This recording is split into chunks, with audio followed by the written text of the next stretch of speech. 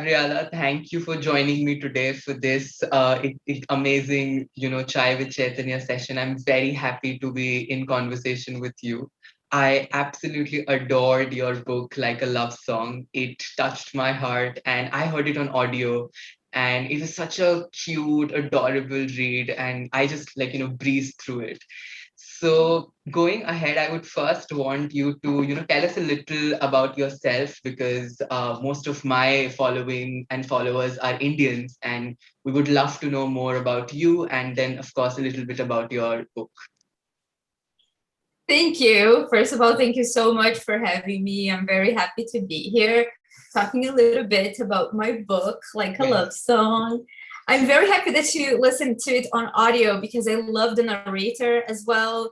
They did Right. such a good job. They did. They were wonderful to work with, the producer, the director. They were all Right. amazing. Right. It was such a pleasant experience. Right. So my name is Gabriela Martins. Right. I am a Brazilian author. This is my YA debut.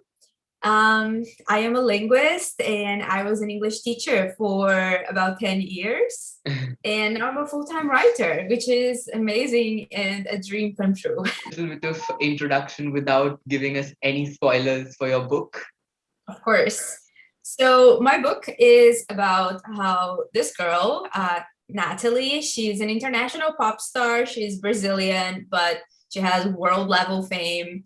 And Right. then everything kind of goes off the rails when she's about to receive the award for Best Female Artist of the Year. And her boyfriend, not this guy, dumps her at the award show, and she becomes a meme. She goes viral crying and looking like a panda. And her PR team decides to save face Right. by hiring an indie actor, this guy, to play her boyfriend for the next 3 months to Right. distract the tabloids.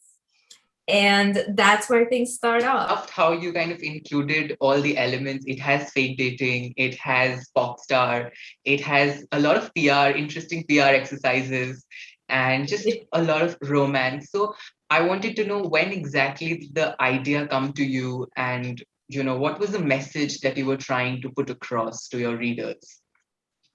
Thank you for this question. I wrote this book in mid 2019. Okay.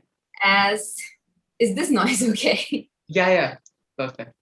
Okay. No problem. Well, when I started writing this book, I was not in a very good place Okay. emotionally. I I was deeply depressed, and I had just gotten my mom's diagnosed that she had cancer. She's okay now, by the way. Yeah. But it was a very difficult time. It was a very difficult time for me, and I needed something to bring me joy. I needed something to be just about. I needed a project that was also self-care. Right. And this is how this idea started. This was my first romantic comedy. Became obsessed with the genre ever since. But it was my first try, I was like, what if I try to write this, and if it goes nowhere, that's okay. Yeah. Just for me. Yeah. And the more I kept writing it, the more it felt like a hug to come back to the story, come back to these characters. Because even though I try to deal with some heavy themes, I try to deal with them in a way that is very light. Right. So it was this very healing experience for me. Right. And what I hope people get out of this book is that, just like it's a journey, it's a romantic comedy, and it has a lot of tropes, like you said, but ultimately it's a story about self-discovery and self-acceptance. Right. I think that the biggest love story in this book is of the main character falling in love with herself. Yeah. And so I would love for people to get out of this book that this can be their journey as well. Maybe not as an international renowned pop star, and maybe not with a fake boyfriend by your side, but you can fall in love with you as well, with yourself. There are so many things that are lovable about who you are, and you don't have to change that. You belong just the way that you are. And to these people I wrote the book, to the people who need this message, because I needed that message for so Right. long. Right. I love that. I mean, I think self-love and self-care is such a ongoing process, an ongoing journey. Like like for a person, they can completely love themselves, but they can be in a position where, that loving yourself becomes, it can take a back seat. So not only it will help people who are on the process of trying to discover their self-love for the first time, but also for people who want to just rekindle it back again. So I love how, what you tried to do there. I love what you said now about how it's on trend, because the self-love movement, because a lot of self-love is in this capitalist world, it's sold as, it's bum baths and it's candles and and it's buying new clothes, and it can be those things. It can be, but also, I grew up extremely poor. So those were all things that I could not afford growing up. Right.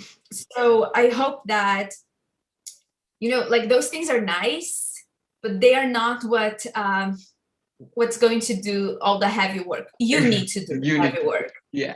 And that's both a good and a bad thing, right? It's nice you mentioned candles, because I remember a couple of years ago from now, when I was dealing with what I call the biggest, depressive phase of my life.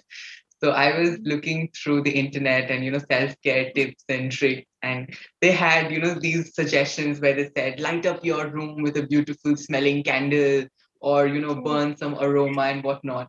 So I tried doing all of that. And as long as the aroma was burning, or, that it was there in the room, I felt decently good, because, I was like, oh, wow, I'm feeling good. I was forcing myself to feel good.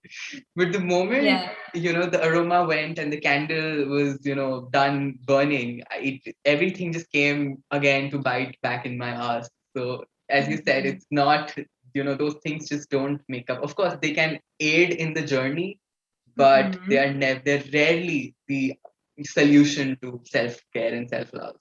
Yeah, it's funny that we segue into this, because I have actually I am a big I'm super into self-help books, right?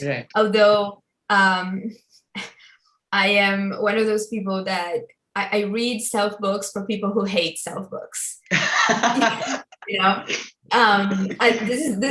is a subgenre I like, and a lot of it, and I say that I read self books for people who hate self books, because a lot of it is so shallow and it's so superficial. And then I remember I read, the Brazilian translation is "fuck this," but it's a self-help book, and I don't know the original title. Is it by Mark Manson? The author? Maybe. I think it's called "No Fucks Given" or something like this. This sounds like it. This sounds like it. Yeah. And I remember there was this part in the book where the author was like, who doesn't do self-affirmation in front of the mirror saying they are happy? Happy people. Happy people don't do that because they are happy. So they don't have to actually tell themselves that they're happy. And I remember I read that. It was like, okay. You know what? Good point there. So yeah, I think that self-care is a lot tougher than we like to commercialize. It makes money to say that it's self-affirmation and candles and bath bombs. Chocolate. Bath bombs.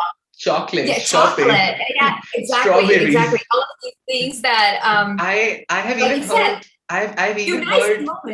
Yeah, I have even heard that sex is self-care, like indulging in sexual activities is self-care.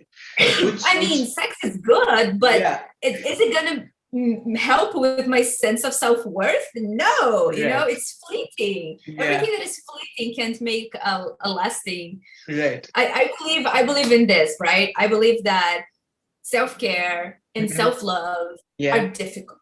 They are tough because we are confronting our trauma. Insecurities, yeah. Unfortunately, nobody's trauma free. We have trauma, and the only way to deal with that and to overcome, I don't know if overcome is the right word, but to live with it in a peaceful way is to confront these demons head on. And that's going to mean tears and blood and sweat.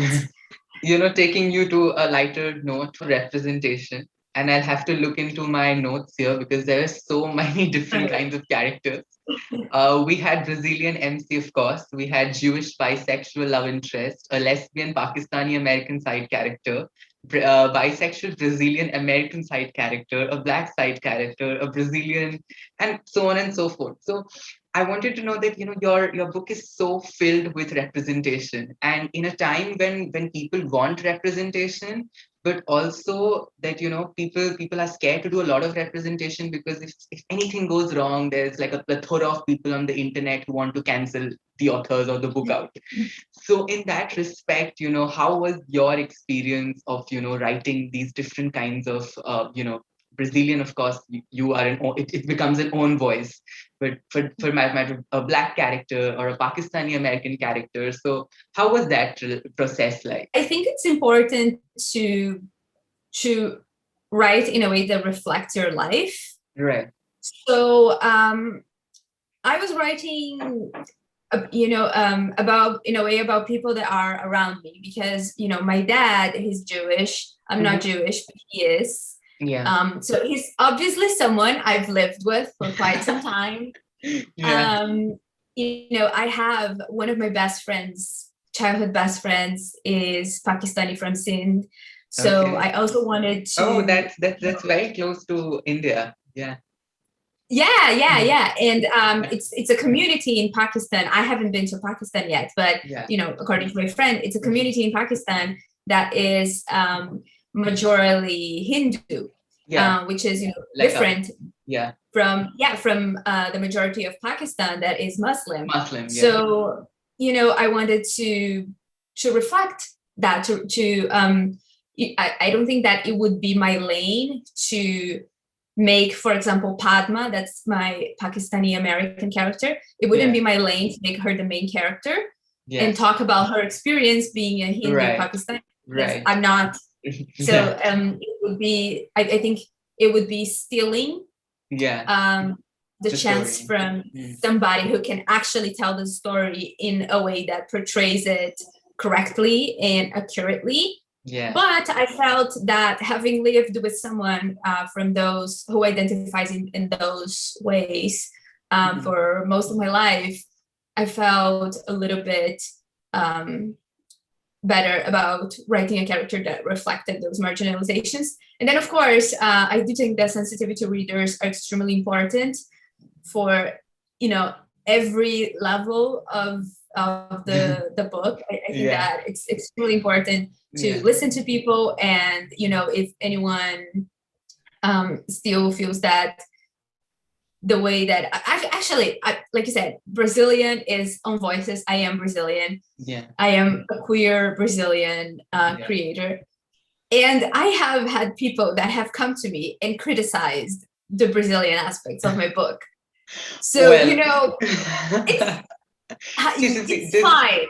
There's such few Brazilian people writing from experience, right? So, of course, my Brazilian experience is not going to be the same as, every other Brazilian reading it. It just reflects on how much we need more Brazilian voices telling our stories in YA mainstream, right? There are more voices in indie, but as of now, mainstream, in YA, there's like me, Laura Paul, Vitor Martins, and Lucas Rocha. Yeah. There's 4 people, including me, So it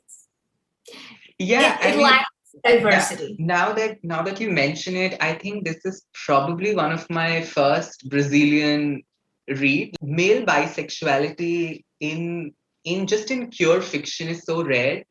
And specifically a male bisexual main character dating a female. That's very rare. We often see male bisexual dating men who may or may not identify as bisexual, may identify as gay or pansexual or whatever. But bisexual males dating females are really rare. And I don't remember any other book that has done that. Probably I can think of this one book which is called The Princess Trap by Talia Hibbert, but that is an adult book. That's not YA. So, and this general notion around male bisexuality is that it's basically gay guys who are in the closet, or who just don't want to come out. And amongst the straight hetero male population, female bisexuality is still held at a higher pedestal, or lesbianism has been held at a higher pedestal than being a male bisexual. So, on that note, what is your idea or experience or thoughts, just general observation thoughts on this regard? And maybe if you can give us a little bit more about William's past, because we got so little of it in the book. So, yeah. So I am bi, right? And as a bi woman, I've actually gotten more pushback for being bi from the queer community than from straight people. Yeah, that's another thing. Yeah. Yeah, because I feel like there is this notion that there are a lot of preconceived ideas for bisexuals, regardless of the genre. Yeah. The genre, no, the gender. Sorry, I get these words confused sometimes because in Portuguese they're the same, genre and gender. Yeah. Gender, I mean, regardless of the gender. Yeah. So for men, it's this idea that you're in the closet and you're actually gay and you don't like women. Yeah. And for women, it is that you're doing it just for male attention. Yeah. That you don't actually like women. Yeah. So the lenses is always to the masculine gaze, right? The idea is always, well, the gender you actually like is male. Yeah. You don't actually care about any other gender. Yeah. And so there's a lot of that I faced around being a bisexual woman. Right. However, and as a bisexual woman, I have dated bisexual men, which I think that is just from experience. I don't have any data on this, but from experience, I think that it's more likely to happen than a straight woman dating a bi guy, because I think that bisexual people get bisexual people a little bit better. But that's not to say there can't be, assholes every now and then, because they're always. And I think it's interesting you say that, because I remember there is also this notion that like if two bisexual people are dating, then they can't have they have this understanding that they both understand that they're bisexual, and that by default helps them not stay monogamous. And the girl can explore with their bisexuality, the guy can explore their bisexuality. And I'm like, that is not how it works. Please understand. Yes. It's so funny that you say this, because I remember this ex-boyfriend I have who is bi, and I remember when I told my friend, my straight friend, that he was bi, and she already knew that I was bi. And you know what? She knew for years that I was bi. So I struggled to see where she was coming from, but I told her that, so-and-so is bisexual. Yeah. And she looked at me and she was like, how are you going to make this work? And I'm like, what do you mean? I'm not saying he's gay. I'm saying he's bisexual. He is interested in the gender that I am part of. And she's like, but you're both bisexual. How are you going to have to give up on him? And I'm like, I just don't understand. Where are you coming from? So yeah, I absolutely agree. I think that some people have an unnecessarily hard time wrapping their minds around this. Yeah. And it's confusing. Why are you confused about this? It's so obvious. Yeah, and I think more than that, why are you interested? Yes, absolutely. There's that too. Yeah. In my book, I read someone said it's like everyone is queer except the main character, and that was intentional actually, because So usually my default is making everyone buy. Yeah. But Which if I can just add, anybody who has read a little bit of psychology, and if you're aware with Sigmund Freud and his views, I think they would know that every human being is born bisexual. And sexuality is a spectrum, it's fluid. So throughout your life experiences, you can keep shifting and, changing and alternating. So nobody's 100% straight or 100% gay. Like we're always on this absolutely. sliding scale. So yeah, Yeah, exactly. And sometimes attraction doesn't go as far as like maybe you don't want to have sex with that person, yeah, but you can still be attracted to them, you attracted to know? them. Yeah, yeah, So yeah, absolutely. You're absolutely right. yeah, It's a spectrum, you know. Yeah, absolutely. yeah, But with Nachi, I wanted to make her straight because I am a queer person who has heard their whole life that I was queer because I had queer friends. yeah, And that's like, no, you know, because I am old enough that I didn't have any representation on media, any media, not books, not TV shows, not movies. The yeah, first speck of representation I was already an adult. yeah, So out of my formative years. And if all that straightness I saw didn't make me straight, then you can bet having queer friends is not going to make you queer. You know, yeah. It's it doesn't work like that. It's not contagious. it's so amazing that you mentioned this because last week I was in conversation with Jason June. He Mm-hmm. wrote this amazing book called Jay's Gay Agenda. And I was just talking to him, and he said that, and I was asking that how amazingly he has, changed the whole idea of what a gay agenda means, because straight people feel that the gay people have this idea that they want to make the entire world gay, but that's not true. So No, we just we want to don't live. care. Yeah, we don't care. We just want to live our lives, and you live your lives, and just like live in peace. Like that's it. That's the Mm-hmm. only thing that we want. I want to know a little bit about William's past. If you can tell us Mm-hmm. something that did not find its way into the book. Yeah, so I actually, in earlier drafts of the story, I considered adding William's ex be one of the Mm, yeah. waiters that served them in the cafe. Oh, That was like I think it made it to my editor, but then she was like, this adds another layer of drama that the book doesn't need. We don't have time to address this. This has to be like a short book. yeah. So no. And then And he was like, Nachi would be like, who's he? yeah. And that would be like, I'm annoyed already. Like, do you have to bring your friends to this date? And he's like, not a friend. Absolutely. My ex actually. Yeah. Um, but looking back, I agree that it would have been like another layer of drama that the book doesn't that I don't have space. I didn't Yeah. have space Yeah. We understand. Yeah.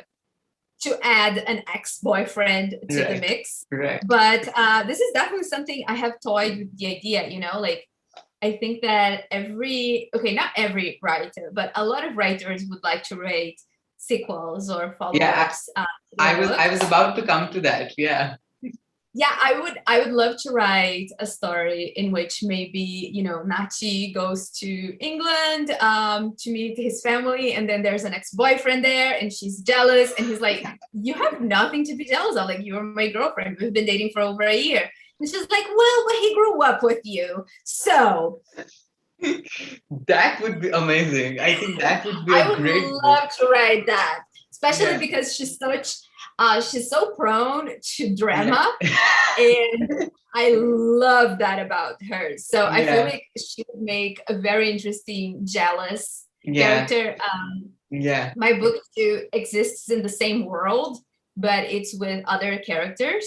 For people who enjoyed your book, and if you Okay. have certain books that are similar or kind of in the trope, or maybe just something that you personally like or would want your readers to read So who loved your book.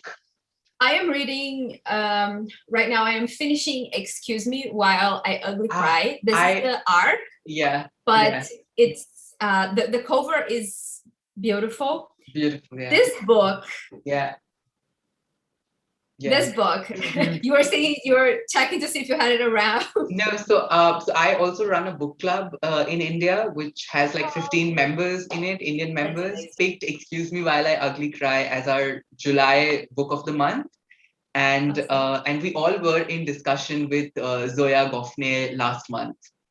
So yeah. I think that if you liked my book, you should buy all of Adiba Jaigardar's books. She's my best friend. Why did I stutter on her name? Adiba Jaigardar. Okay. Not because she's my best friend, but because her books are incredible. She has 2 books out as of now: The Henna Wars and Hani and Isha's Guide to Fake Dating, which again, fake dating. Fake dating, incredible. Yeah. She also writes fantastic rom-coms that are, diverse, fast-paced, also deal with heavy themes in a way that is light. I mentioned Maureen Gu because she's one of my favorite authors. I love how she does prose. Oh, very good list. And I'm pretty sure more people could, till the time your next book comes out, which I would love to ask what it is, if you have any ideas, or, where are you going, if you can reveal something, or is it too early to ask? No, it's actually a perfect time because I just finished the big picture revisions. Okay. So my second book is out next summer. Okay. It's called Bad at Love. And it's a dual POV. It's about this guy he's Brazilian. He is in a rock band, and he's supposed to be like this big bad boy. Everyone writes stories about how arrogant he is and how he sleeps around, but he's actually a virgin. And the only reason everyone thinks he's arrogant because he doesn't smile in pictures is because he's a little self-conscious of his smile. So he's super shy. Super shy. He's never even had his first kiss, and the tabloids are out writing about how he's sleeping with half of Los Angeles. He is super shy. He's super timid. He hasn't quite found his place in the world yet. And then he meets Sasha. She's a teen journalist, but not that he knows that about her. And they really click it off. They click it. So some of his band members decide to place a bet and dare him to date her for all summer long. Because they think he can't do it because he was a womanizer. And he actually thinks he can't do it either, but not because he's a womanizer, just because he's never done that before. Never done this before, so while he's got that bad going on, Sasha receives a lifetime opportunity to dig the dirtiest dirt on Daniel, find out the worst of his bad boy skeletons in the closet, and write a story about him. So since his reputation is so bad, she figures, he's used so many girls before. I'm going to use him to get my scholarship. Yeah. And so their relationship starts. And magic happens. It does. And a lot of very awkward dates. Very awkward. We would love to see that. When is it coming out again? In next year, what time? We don't know the month yet, but it's going to be summer, so probably July or early August. So that's a cue for everyone who's watching this to go follow Gabriela on Instagram, Twitter. Be sure to share them as well, so you can get it through me as well. So so it was such an amazing time talking to you the last 40 minutes. It was such a fun conversation. I absolutely loved the vibe that you got. So thank you for joining me. So much. Thanks for having me. This was a lot of fun.